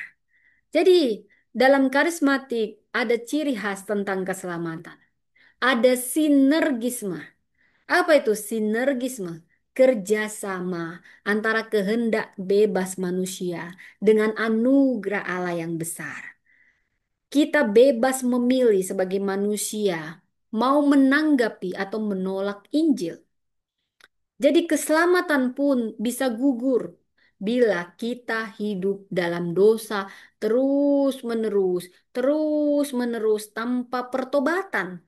Dan ada dasar firman-Nya, Ibrani 10 ayat 26 sampai 27. Saudara, jadi fokus besarnya pada transformasi hidup dan kuasa Roh Kudus dalam kehidupan. Nah, bagaimana dengan Pentakosta? Haleluya, dia bangkit. Ah, saya juga orang Pentakosta, sudah saya pernah di gereja Pentakosta. Nah, tapi sekali lagi saya tekankan, saya bukan pengikut Calvin, pengikut Armenian, saya pengikut Kristus sejati. Namun ini yang mau saya bagikan adalah berbagai pandangan, saudara. Tapi semua berdasarkan Alkitab sebagai otoritas tertinggi, bukan pendapat manusia. Namun Anda harus paham bagaimana doktrin keselamatan dalam kekristenan dalam berbagai versi. Saudara, kalau menurut Pentakosta, hampir identik dengan orang-orang karismatik. Jadi Pentakosta memang berbeda dengan karismatik, tapi lebih mirip, lebih mendekati, ya. Dengan struktur gerejawi yang lebih kuat dan konservatif. Ini ciri khas dari Pentakosta yang membedakannya dengan karismatik. Saudara, tetapi inti doktrinnya, keselamatan itu terjadi saat ada pertobatan, ditambah iman kita kepada Yesus Kristus, maka kita mengalami kelahiran baru. Baptisan air dan baptisan Roh Kudus, inilah tanda awal bahasa roh. Dianggap penting sama orang-orang Pentakosta. Hidup kudus ini perlu. Inilah sebagai bukti keselamatan sejati. Jadi, secara detail, pertobatan dari dosa dan iman kita kepada Yesus Kristus sebagai Tuhan dan Juru Selamat. Ini yang menjadi doktrin keselamatan menurut Pentakosta. Dasar firman yang mereka ambil dari Kisah Rasul 2 ayat 38. Di sini penting baptisan air sebagai ketaatan kepada perintah Kristus. Markus 16 ayat 16. Dan juga penting baptisan Roh Kudus. Supaya apa? Untuk pemberdayaan pelayanan. Dan biasanya disertai bahasa roh. Kisah Rasul 2 dan Kisah Rasul 10 ayat 44 sampai 48. Ini menekankan bahwa keselamatan adalah awal, bukan akhir. Hidup harus berbuah dan kudus. Ibrani 12 ayat 14. Jadi orang percaya yang murtad dan bisa murtad bila menyimpang dan menolak anugerah. 2 Petrus 2 ayat 20 sampai 22, maka keselamatannya akan hilang. Ini ciri khas dari Pentakosta terkait tentang keselamatan. Keselamatan itu sangat praktikal dan emosional, bukan hanya doktrinal. Jadi pengalaman Roh Kudus ini menjadi kunci hidup Kristen. Sangat mendorong kesaksian hidup dan pelayanan dengan kuasa. Saudara, bisa saya membandingkan dari berbagai aspek. Saya sudah menceritakan bagaimana Calvinis, Lutheran, karismatik, Pentakosta. Saudara, saya ada di keempat gereja ini, saudara. Sekali lagi saya mau menekankan, saya pengikut Kristus sejati, bukan Calvin, bukan Arminian. Karena mereka juga manusia, terbatas semuanya. Kita kembali kepada otoritas Alkitab dan minta hikmat dari Roh Kudus. Saudara, bila kita mengulang lagi secara ringkas perbandingan keempat doktrin keselamatan ya menurut Calvinis, pertama Calvinis, Lutheran, Karismatik, Pentakosta. Sumber keselamatan menurut Calvinis itu anugerah Allah semata. Baik itu juga Lutheran, Karismatik, Pentakosta, semua itu anugerah Allah semata. Tetapi karismatik bukan hanya anugerah, tapi ada tanggapan iman. Dan Pentakosta bukan hanya anugerah, tapi ada pertobatan sejati yang aktif. Ini yang membedakannya. Kalau kehendak bebas dalam keselamatan menurut Calvinis tidak punya peran dalam keselamatan kehendak bebas kita. Itu menurut Calvin. Kalau menurut Lutheran terbatas. Kalau menurut karismatik dan Pentakosta ada kehendak bebas yang berperan untuk keselamatan kita. Nah, apa itu predestinasi ditetapkan dari semula, terpilih. Kalau Calvinis dia setuju, ganda, bahkan ada yang memang sudah dirancang untuk dia masuk neraka. Menurut Calvinis. Kalau menurut Lutheran, ya ada yang sudah terpilih dari awal. Tetapi untuk masuk neraka tidak dirancang sama Tuhan. Nah, kalau karismatik sama Pentakosta, predestinasi itu tidak ditekankan. Tidak ditekankan. Kemudian terkait aspek penebusan Kristus. Untuk Calvinis ini hanya berlaku untuk orang pilihan. Kalau Lutheran untuk semua orang, begitu pula karismatik dan Pentakosta. Ini yang membedakan Calvin dengan Lutheran, karismatik, Pentakosta. Penebusan Kristus untuk semua orang, bukan hanya yang terpilih dan terbatas. Kemudian, kalau menurut kehilangan keselamatan, Calvinis mengatakan tidak bisa hilang. Sekali selamat, tetap selamat. Jadi kalau dia murtad, tetap selamat. Kalau dia buat dosa, tetap selamat. Begitu. Tapi karena dia sudah terpilih, pasti dia tidak akan, kalaupun dia mau menyimpang, cepat-cepat Tuhan menyadarkan. Nah, itu versi yang terpilih. Calvinis. Tapi bagaimana dengan Lutheran, Karismatik, dan Pentakosta? Mereka bisa katakan kehilangan semangat. Itulah contohnya orang-orang yang sangat terkenal, YouTuber-YouTuber yang tiba-tiba masuk non-Kristen itu. Maka mereka kehilangan keselamatan yang dijual demi ketenaran yang tidak sebanding itu. Itu pilihan mereka. Mereka memilih neraka demi ketenaran, demi jadi artis daripada keselamatan kekal. Itulah on mereka. Tapi kalau mereka bertobat, maka mereka bisa memperoleh keselamatan itu. Karena itu doakanlah mereka selagi masih hidup, bukan sudah mati. Kalau sudah mati nggak perlu kau doa-doain. Itu kata firman Tuhan, bukan kata saya. Ini udah agak capek gitu ngomongnya, jadi agak-agak gimana gitu ya. Saudara, ya, saya ulang lagi dari keempat ini. Hanya Calvinis yang mengatakan sekali selamat tetap selamat. Kalau Lutheran, karismatik Pentakosta bisa hilang. Yang contoh lah yang murtad-murtad itu. Jadi kalau orang terpilih pasti dia nggak akan murtad. Berarti yang murtad itu tidak terpilih. Gitulah inti dari Calvin. Bagaimana dengan peran Roh Kudus, saudara? Calvinis, Roh Kudus berperan untuk membangkitkan dan memelihara. Kalau menurut Lutheran, untuk memberi iman lewat firman. Jadi kayak ada dasar firmannya. Iman timbul dari pendengaran, pendengaran akan firman Allah. Kalau menurut karismatik, ini Roh Kudus berperan untuk memberi hidup baru dan kuasa. Kalau menurut Pentakosta, peran Roh Kudus adalah bukti keselamatan dan kuasa pelayanan. Saudara, bagaimana tanda keselamatan menurut Calvinis? Tanda keselamatan dia akan bertekun, ada ketekunan dan buah. Tanda keselamatan dalam Lutheran, dia punya iman yang aktif dan sakramen. Menurut karismatik, dia dipimpin oleh Roh Kudus. Hidupnya dipimpin Roh Kudus. Itulah tanda keselamatannya. Demikian juga Pentakosta ini lebih kepada Roh Kudusnya lagi. Menyala sekali. Bahwasanya dia hidup kudus dan kuasa Roh Kudus akan memenuhi dia. Wow, luar biasa saudara ya. Jadi ada banyak ayat-ayat pendukung secara umum tentang keselamatan. Ini akan diterima oleh berbagai aliran yang harus kita pahami sebagai orang Kristen. Efesus 2 ayat 8 sampai 9. Sebab karena kasih karunia kamu diselamatkan oleh iman. Yohanes 3 ayat 16. Karena begitu besar kasih Allah akan dunia ini. Roma 10 ayat 9 sampai 10. Sebab jika kamu mengaku dengan mulutmu ya bahwa Yesus adalah Tuhan, kamu diselamatkan. Yohanes 6 ayat 4, tidak ada seorang pun yang dapat datang kepadaku, kepada Bapa, kepada surga, jika Bapa tidak menarik dia.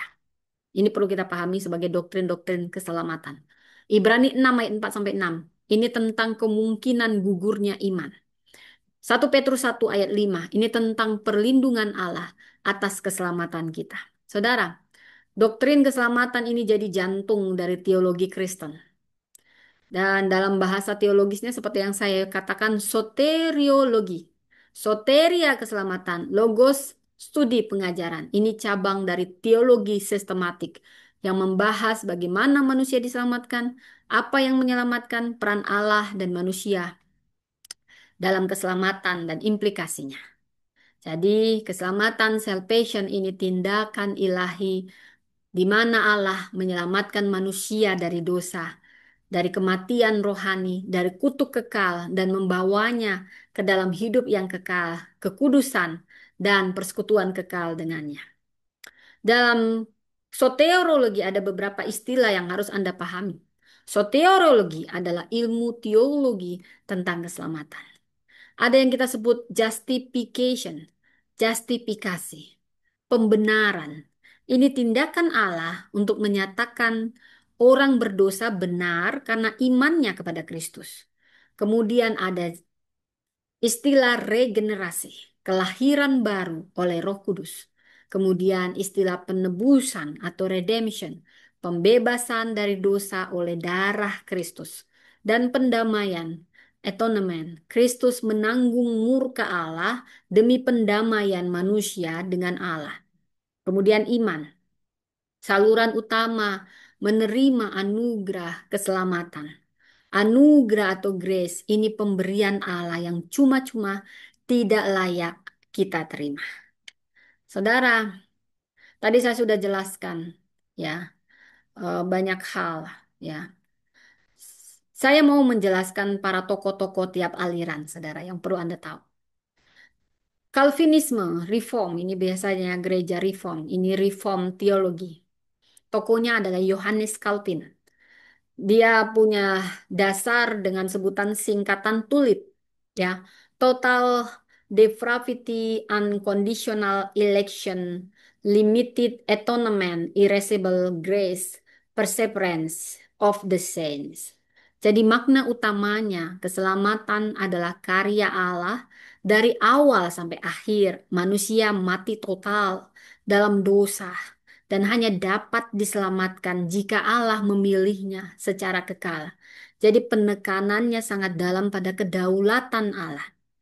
Mengambil dasar ayat yang paling utama dari Efesus 1 ayat 4 sampai 5, Yohanes 10 ayat 28 sampai 29. Lutheran seperti HKBP ya. Tokonya siapa? Martin Luther. Dasarnya apa? Sola gratia, sola fide, sola scriptura ya saudara. Apa makna utamanya? Di sini adalah pembenaran oleh iman saja.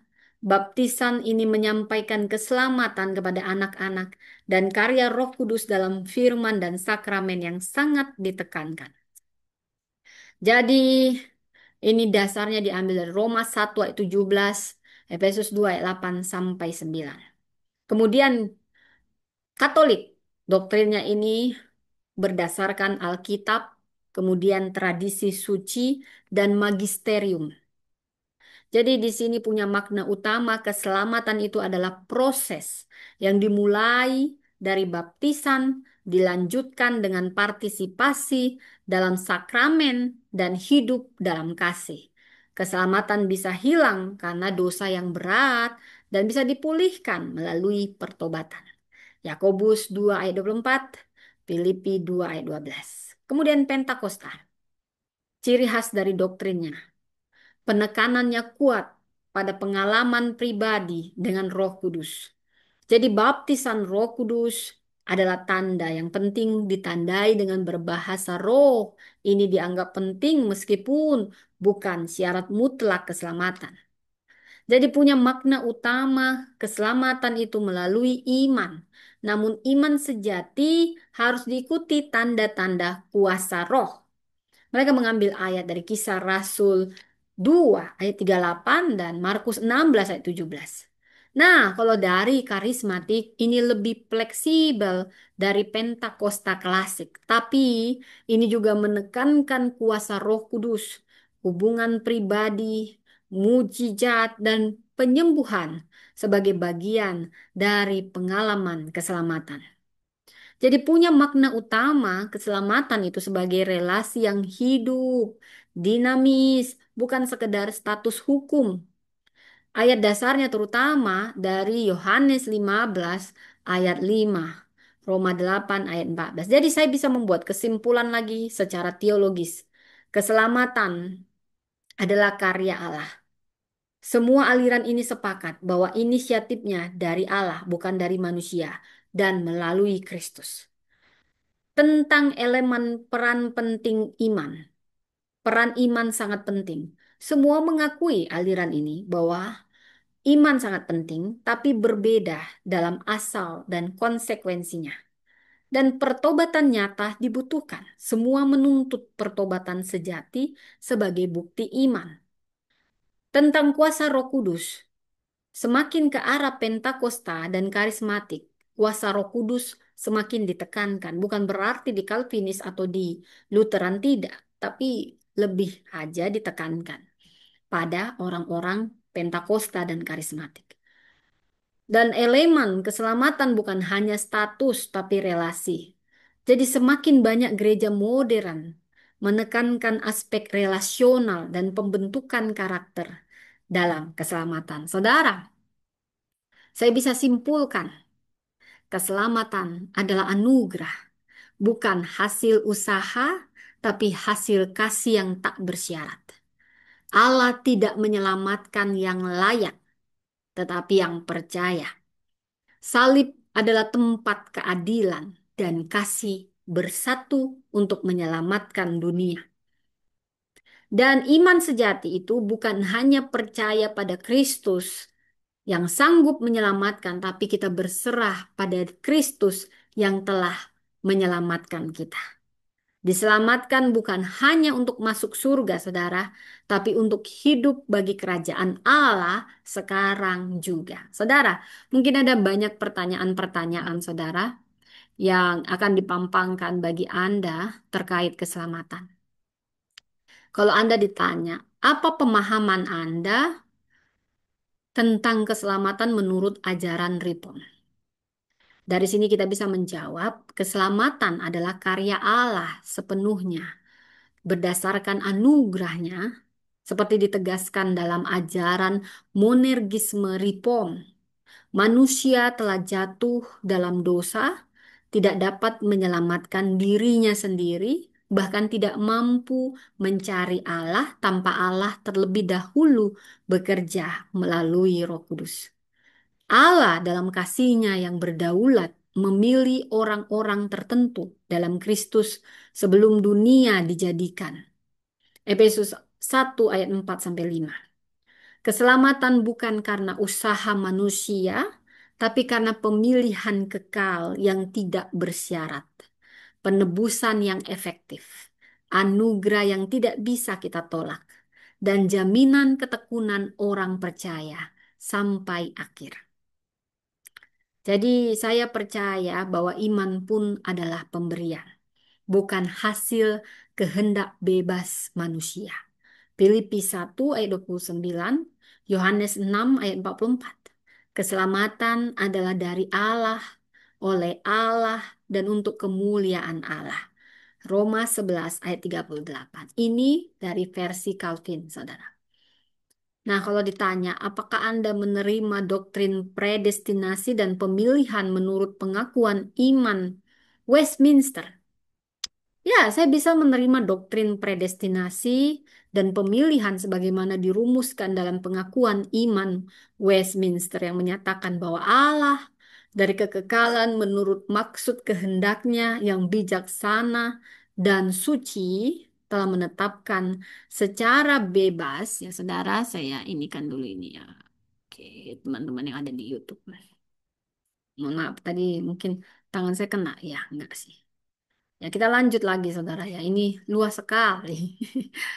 Sebagaimana dirumuskan ada pengakuan iman Westminster yang menyatakan bahwa Allah dari kekekalan menurut maksud kehendaknya yang bijaksana dan suci telah menetapkan secara bebas dan tidak berubah semua yang terjadi. Kita bisa memahami bahwa pemilihan Allah tidak bertentangan dengan tanggung jawab manusia, karena Alkitab memanggil setiap orang untuk bertobat dan percaya. Berdasarkan Kisah Rasul 17 ayat 30, Yohanes 3 ayat 16. Dalam kedaulatan Allah, Allah menggunakan pemberitaan Injil dan pekerjaan Roh Kudus untuk menarik orang kepada keselamatan. Predestinasi tidak meniadakan kasih atau keadilan Allah, tetapi justru menegaskan bahwa keselamatan sebenarnya inisiatif penuh dari Allah yang Maha Kasih dan Maha Tahu. Sebagaimana dikatakan dalam Roma 9 ayat 15 sampai 16, aku akan mengasihani siapa yang kukasihani. Jadi hal itu tidak tergantung pada orang atau usaha orang, tapi kemurahan hati Allah. Saudara, bagaimana kita menjelaskan perbedaan antara baptisan Roh Kudus menurut karismatik dan pemahaman reform, saudara? Dalam tradisi karismatik, saya pernah memahami bahwa baptisan Roh Kudus adalah pengalaman pasca keselamatan yang ditandai dengan karunia berbahasa roh atau manifestasi kuasa lainnya. Namun dalam pemahaman Ripon yang saya coba hayati, baptisan Roh Kudus terjadi serentak dengan kelahiran baru saat Roh Kudus memperbaharui hati dan menempatkan orang percaya ke dalam tubuh Kristus. 1 Korintus 12 ayat 13. Saya menghargai pengalaman spiritual masa lalu sebagai bentuk penghiburan rohani, namun bukan lagi menganggapnya sebagai norma teologis. Roh Kudus diberikan kepada semua orang percaya. Roma 8 ayat 9. Dan karya roh tidak selalu harus ditanda-tanda spektakuler, melainkan terlihat dalam buah roh dan pertumbuhan dalam kekudusan. Galatia 5:22-23. Oleh karena itu, kita bisa melihat baptisan roh bukan sebagai pengalaman kedua, tetapi inisiatif Allah yang menyatu dengan regenerasi dan pembaharuan hidup. Saudara, kalau Anda ditanya, apa makna sakramen dalam iman sekarang, terutama dalam perjamuan kudus dan baptisan? Kalau dalam pemahaman Reform, sakramen itu bukan sekedar lambang, tetapi ini merupakan means of grace, sarana anugerah di mana Allah bekerja melalui Roh Kudus untuk memperkuat iman umatnya. Baptisan adalah tanda perjanjian Allah, lambang kelahiran baru, dan penerimaan dalam komunitas perjanjian, bukan hanya pengakuan pribadi. Titus 3 ayat 5. Perjamuan kudus bukanlah pengulangan pengorbanan Kristus, melainkan persekutuan rohani dengan Kristus yang hadir secara nyata namun tidak jasmani bagi mereka yang makan dan minum dalam iman. 1 Korintus 10 ayat 16. Sakramen menjadi pengingat dan penguatan janji Allah, bukan lagi saluran keselamatan itu sendiri, tetapi tanda yang Allah tetapkan untuk membangun umatnya dalam iman dan kesatuan. Kalau ditanya, apakah Anda menerima dan setuju dengan ajaran Tritunggal dan Kristologi seperti dalam Konsili Nisea dan pengakuan Westminster? Ya, saya setuju. Sepenuh hati saya menerima ajaran Tritunggal seperti dalam Konsili Nisea dan ditegaskan dalam pengakuan iman Westminster. Saya percaya bahwa Allah satu dalam esensi, tiga dalam pribadi, Bapa, Anak, dan Roh Kudus, setara dalam kemuliaan dan kekal dalam keberadaan. Dalam hal Kristologi, kita percaya bahwa Yesus Kristus Allah sejati dan manusia sejati ketika dia ada menjadi utusan di dunia ini. Dia satu pribadi dengan dua natur yang tidak tercampur dan tidak terpisah, seperti dirumuskan dalam Konsili Kalsedon. Keselamatan terjadi karena inkarnasi, kehidupan tanpa dosa, kematian pengganti, kebangkitan dan kenaikan Kristus yang sekarang duduk di sebelah kanan Allah sebagai imam besar kita. Saya percaya ajaran ini bukan hanya penting secara doktrinal, tetapi mendalam secara rohani. Karena melalui Kristus Sang Anak kita mengenal Bapa, dan oleh Roh Kudus kita dipersatukan dalam kasih kekalnya. Jadi saudara, itu mungkin bila kita fokus secara teologi, kita perlu menegaskan keselamatan adalah karya Allah sepenuhnya dari awal sampai akhir. Bila reform ini merujuk pada Efesus 1, Roma 8 ayat 9, Yohanes 10, dengan menunjukkan pemahaman atas doktrin tulip. Dan secara pastoral, kita perlu menunjukkan kasih pastoral dalam membimbing jemaat yang bingung atau ragu akan keselamatannya. Dan kompesional, kita perlu menunjukkan penghargaan pada pengakuan iman Westminster sebagai pemandu teologis dan pastoral. Ini dari sisi Calvinis Reform, saudara. Bila kita fokus pada transisi dari karismatik, kita perlu keseimbangan, di mana pemahaman telah berkembang dari pengalaman menjadi pondasi Alkitab dan doktrin yang kokoh. Jadi kalau ditanya, saudara, apa arti keselamatan? Keselamatan adalah karya anugerah Allah yang menyelamatkan manusia dari murka Allah, dari dosa dan kematian kekal, serta membawa manusia ke dalam persekutuan kekal dengan Allah.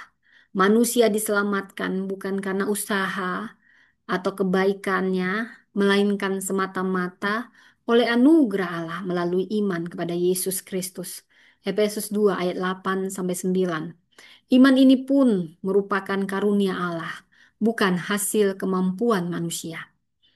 Jadi makna keselamatan hanya oleh anugerah, oleh iman. Itu apa maksudnya? Artinya keselamatan itu berasal dari kasih karunia Allah. Sola gratia, bukan hasil usaha kita, bukan perbuatan baik kita, atau keputusan manusia. Iman atau sola fide adalah sarana penerimaan anugerah itu, dan iman itu sendiri adalah karya Roh Kudus di dalam hati kita manusia. Ini ditegaskan dalam Efesus 2 ayat 8 sampai 9, Titus 3 ayat 5. Apakah kita percaya bahwa keselamatan adalah karya Allah semata? Ya, mungkin itu. Ya, keselamatan sepenuhnya karya Allah. Dalam keadaan berdosa, manusia tidak memiliki kemampuan untuk merespon Allah dengan benar tanpa pembaharuan Roh Kudus. Yohanes 6 ayat 44 menyatakan bahwa tidak seorang pun dapat datang kepadaku jika Bapa yang yang mengutus aku tidak menarik dia. Nah, saudara, ini beberapa ajaran saudara yang perlu saya pahami, yang perlu saya ceritakan saudara. Jadi kalau menurut Reform, ini menurut Reform ya saudara, ini kembali kepada Anda untuk memahami. Saya hanya memaparkan di sini. Bila seseorang dilahirkan kembali, yang aktif Allahnya atau manusia. Kalau menurut Reform, dalam kelahiran baru, Roh Kudus yang mengubah hati manusia, memberikan hidup baru secara rohani. Ini adalah karya Allah sepenuhnya. Manusia yang mati dalam dosa tidak dapat mengambil inisiatif. Setelah dibaharui, barulah manusia mampu merespon Injil dengan iman. Allah adalah subjek utama dalam kelahiran baru. Yohanes 3 ayat 5 sampai 8. Kalau dalam Ripon, perbedaan antara pembenaran, justification, pengudusan, sanctification, dan pemuliaan, glorification. Dalam justification, Allah menyatakan orang berdosa benar karena imannya kepada Kristus. Roma 5 ayat 1. Dalam sanctification, proses pertumbuhan dan kekudusan oleh kuasa Roh Kudus. 1 Tesalonika 4 ayat 3. Glorification ini penyempurnaan akhir di surga ketika orang percaya dibangkitkan dalam kemuliaan. Roma 8 ayat 30. Jadi ada juga dalam doktrin reform yang perlu kita pahami, bagaimana kita memahami ketekunan orang percaya, perseverance of the saint, di mana orang yang sungguh-sungguh diselamatkan akan bertahan dalam iman sampai akhir. Jadi ketekunan bukan berasal dari kekuatan manusia, tetapi karena Allah yang memelihara dan menyempurnakan iman mereka. Jadi ini dasarnya dari Filipi 1 ayat 6, Yohanes 10 ayat 28 sampai 29. Jadi ada perbedaan pandangan kita sekarang tentang keselamatan dibandingkan saat kita berada dalam tradisi karismatik. Mungkin keselamatan lebih kepada keputusan pribadi dan pengalaman rohani, tetapi kalau menurut Reform, keselamatan itu adalah keputusan Allah lebih dulu dan pengalaman dari buah karyanya. Namun saya menghargai kedua pengalaman spiritual ini dan bisa berdiri di pondasi yang lebih kokoh secara teologis. Kalau ditanya, kalau Anda seorang percaya sudah diselamatkan, apakah bisa kehilangan keselamatannya? Mengapa atau mengapa tidak? Tidak. Kalau menurut Reform, tidak. Karena yang sungguh-sungguh telah diselamatkan tidak akan kehilangan keselamatan. Karena bila Allah yang memulai, dia pula yang menyelesaikan. Dasarnya dari Yohanes 6 ayat 39 sampai 40. Roma 8 ayat 30. Tetapi jika seseorang akhirnya murtad, berarti ia belum benar-benar diselamatkan. Ini inti dari reform tentang kehilangan keselamatan. Jadi kalau kita melihat dari pengalaman spiritual seperti baptisan Roh Kudus dalam konteks keselamatan, apa yang kita pandang di sini? Baptisan Roh Kudus itu adalah pekerjaan roh yang terjadi bersamaan dengan kelahiran baru, bukan pengalaman kedua yang terpisah, tapi setiap orang percaya yang dibaptis ke dalam satu tubuh oleh satu roh. Bila kita baca dari 1 Korintus 12 ayat 13, pengalaman rohani setelahnya adalah bentuk pertumbuhan atau pengurapan, bukan lagi syarat keselamatan. Bagaimana mujizat dan tanda-tanda merupakan bukti keselamatan? Kita harus perlu menjelaskannya dengan dasar Alkitab. Kalau dari segi reform, tidak.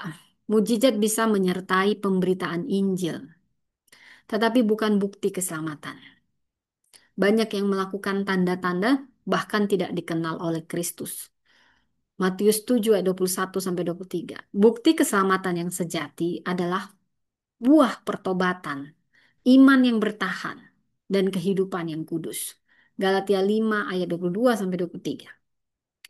Ayat-ayat bila kita belajar saudara tentang doktrin-doktrin ini kembali, apa doktrin keselamatan yang digunakan oleh Reform atau Injili? Itu Efesus 1 ayat 4 sampai 5, pemilihan sebelum dunia dijadikan. Kemudian Efesus 2 ayat 8 sampai 9, keselamatan karena anugerah. Yohanes 6 ayat 44, tidak ada yang dapat datang kepada Yesus tanpa ditarik oleh Bapa. Roma 8 ayat 29 sampai 30. Rangkaian emas keselamatan, Ordo Salutis. Nah, di sini ada banyak yang harus dipelajari, saudara. Jadi bagaimana pengakuan iman Westminster ini menguraikan keselamatan? Apakah kita bisa menerima pengakuan iman Westminster? Dalam pengakuan iman Westminster, perlu Anda pahami bahwa keselamatan adalah karya Allah dari pemilihan, panggilan yang efektif, pembenaran, pengangkatan, pengudusan, dan pemulihan. Saya menerima eh, rumusan ini sebagai cerminan setia dari kebenaran Alkitabiah, saudara. Apa yang dimaksud efikasi penebusan Kristus dalam konteks keselamatan? Jadi pengorbanan Kristus efektif menyelamatkan tiap orang yang dipilih Allah. Penebusan Kristus tidak hanya membuka kemungkinan keselamatan, tapi benar-benar menebus umatnya. Yohanes 10 ayat 11, Ibrani 9 ayat 12. Saudara, apa hubungan antara pemilihan kekal dan penginjilan? Mengapa kita harus tetap memberitakan Injil? Pemilihan kekal bukan berarti meniadakan penginjilan, justru menjaminnya. Allah menetapkan bukan hanya tujuan keselamatan, tetapi juga sarananya, yaitu pemberitaan Injil. Roma 10 ayat 14 sampai 17. Kita mengabarkan Injil dengan penuh pengharapan karena kita tahu Allah akan menyelamatkan umat pilihannya melalui firman. So, bagaimana kita menjelaskan keselamatan kepada jemaat sederhana yang belum percaya? Kita bisa berkata Allah mengasihi kita dan mengutus Yesus mati untuk dosa-dosa kita. Kita semua berdosa. Jika kita percaya kepada Yesus, kita diampuni, diberi hidup yang kekal. Karena itu kita perlu percaya, bukan karena kita layak, tapi karena Allah kita penuh kasih. Saudara, bagaimana kita membimbing orang yang ragu? Apakah ia sungguh-sungguh diselamatkan? Kita dapat menolong mereka melihat kepada janji Allah, bukan perasaan. Kita percaya pada Kristus. Bila kita bertobat dari dosa dan menunjukkan buah roh, kita yakin akan kasih Allah. Kita yakin mendorong dia untuk hidup dalam firman dan persekutuan. Kalau seseorang jatuh dalam dosa berat setelah dia percaya, apakah masih bisa diselamatkan? Bila dia sungguh-sungguh sudah diselamatkan, pasti Allah akan menegur orang yang sudah diselamatkan dan dipilihnya, dipulihkan dan bertobat.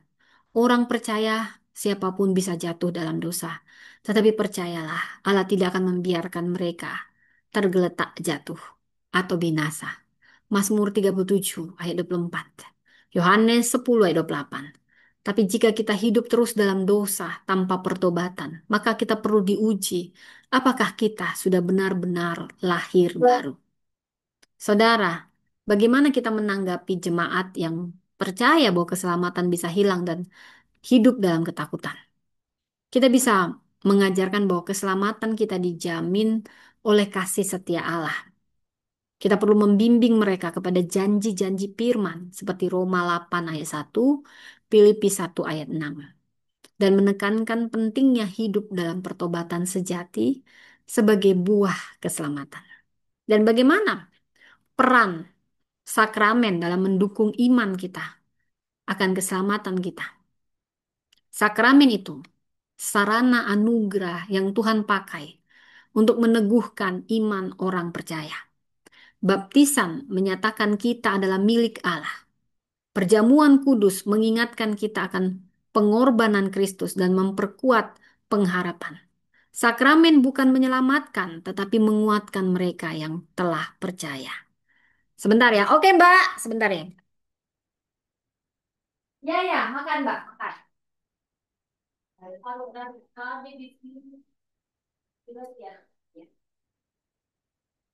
Jadi saudara, mohon maaf saudara ya, sembari saya ini, ya maklumlah karena di rumah liftnya saudara ya, ya kadang ada panggilan-panggilan ya, saudara ya. Nah ini tadi dari Reform ya saudara ya, Injili, ya karismatik mungkin lain lagi gitu ya saudara ya. Tapi saya bisa em, membuatlah suatu, saya membuat suatu ringkasan. Keselamatan adalah karya anugerah Allah. Kita diselamatkan bukan karena perbuatan, tapi anugerah melalui iman. Iman pun adalah karunia dari Allah, bukan hasil usaha manusia. Jadi ada doktrin pemilihan dan predestinasi kalau menurut Reform, di mana Allah sudah memilih sejak kekekalan bukan berdasarkan perbuatan manusia. Roma 9 ayat 15 sampai 16. Pemilihan adalah kasih karunia, bukan ketidakadilan. Jadi rangkaian keselamatan Ordo Salutis itu dimulai dari pemilihan, lalu panggilan yang efektif, kelahiran baru, iman, pembenaran, pengudusan, pemuliaan, Roma 8 ayat 29 sampai 30. Ketekunan orang kudus. Orang yang sungguh diselamatkan akan dipelihara sampai akhir. Dasarnya dari Filipi 1 ayat 6, Yohanes 10 ayat 28. Jika murtad, ini berarti dipertanyakan dia belum lahir baru sungguh-sungguh. Baptisan Roh Kudus dan karunia ini terjadi saat lahir baru. 1 Korintus 12 ayat 13, bukan pengalaman kedua. Jadi karunia dan mujizat bukan bukti keselamatan, tapi buah roh adalah tandanya. Sakramen itu sebagai means of grace. Baptisan dan perjamuan bukan sekedar simbol, tetapi sarana anugerah yang menguatkan iman. 1 Korintus 11 ayat 26. Dan relasi pemilihan dan penginjilan, pemilihan bukan berarti meniadakan penginjilan. Penginjilan tetap digiatkan. Ini justru jaminan untuk keberhasilan Injil. Saudara, di sini ada ayat kunci, Roma 8 ayat 1. Demikianlah sekarang tidak ada penghukuman bagi mereka yang ada dalam Kristus Yesus. Filipi 1 ayat 6. Ia yang memulai pekerjaan yang baik akan meneruskannya sampai pada akhirnya. Jadi keselamatan itu hadiah dari Tuhan. Kita tidak bisa menyelamatkan diri sendiri, tapi Tuhan sudah menyediakannya lewat Kristus. Percayalah padanya, maka kita diselamatkan. Inilah doktrin keselamatan menurut Calvinisme yang merupakan bagian sentral dari teologi reformasi yang dikembangkan John Calvin. Ini pandangan bahwa keselamatan anugerah Allah sepenuhnya berdasarkan kehendaknya, bukan usaha kita. Dan sering diringkas dalam 5 pokok ajaran yang dikenal dengan akronim TULIP, Total Depravity, kerusakan total. Ya, ini sudah ada prinsip teologis utama keselamatan karya Allah dari awal sampai akhir. Soli Deo Gloria. Ya, saya ingatkan bagi Anda yang membuat tulisan-tulisan di sini, saudara. Saya tidak perlu sebut nama Anda. Anda yang menghina Tuhan di sini. Anda akan berhadapan konsekuensinya sama Tuhan. Hati-hati dengan tulisan Anda. Kalau Anda beragama, Jangan Anda menulis yang tidak pantas seperti ini. Anda akan terima konsekuensinya dari Tuhan. Saya ingatkan Anda, omongan ini, si 1, 2, 3, 4, 5, 6. Ya, mungkin Anda mau memancing emosi saya, tapi saya ingatkan Anda akan menerima konsekuensi dari Tuhan. Segeralah bertobat ya. Jadi anugerah Allah tidak bergantung pada manusia, saudara. Dari awal sampai akhir, anugerah itu tidak bergantung pada kehendak atau jasa manusia. Sola Gratia dan Sola Fide diselamatkan hanya oleh anugerah melalui iman.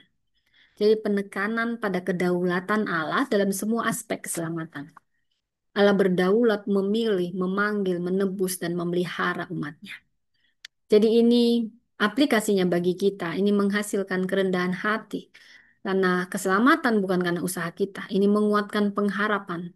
Karena Allah yang memulai, dia yang menyelesaikan. Ini mendorong penginjilan. Karena firman dan Roh Kudus akan bekerja efektif sesuai kehendaknya. Ini memberi rasa aman dalam kasih Allah. Karena tidak ada yang dapat memisahkan kita dari kasih Kristus. Apa yang dapat memisahkanku dari kasih-Mu Tuhan penolongku. Ya, oke. Saya pikir hanya itu dulu, saudara. Yang lainnya sudah saya jelaskan. Terima kasih. Mari kita berdoa. Terima kasih Tuhan untuk firman-Mu. Bagaimana kami memahami doktrin keselamatan pengajaran hari ini. Kami menjadi jembatan antara Calvin, Lutheran, Karismatik, Pentakosta. Alkitab menjadi otoritas tertinggi, bukan pendapat manusia atau sistem. Kebenaran hanya ada dalam firman. Terima kasih untuk keselamatan kami di dalam Engkau. Semua karena anugerah-Mu. Di dalam nama Yesus, biar mereka yang belum menerima Kristus, Kau yang menjamah Roh Kudus, biar bisa menerima Kristus sebagai Tuhan dan Juru Selamat. Di dalam nama Tuhan Yesus kami berdoa. Amin. Baik saudara, demikian firman Tuhan. Nanti kita akan masuk tentang doktrin Tritunggal. Tuhan memberkati.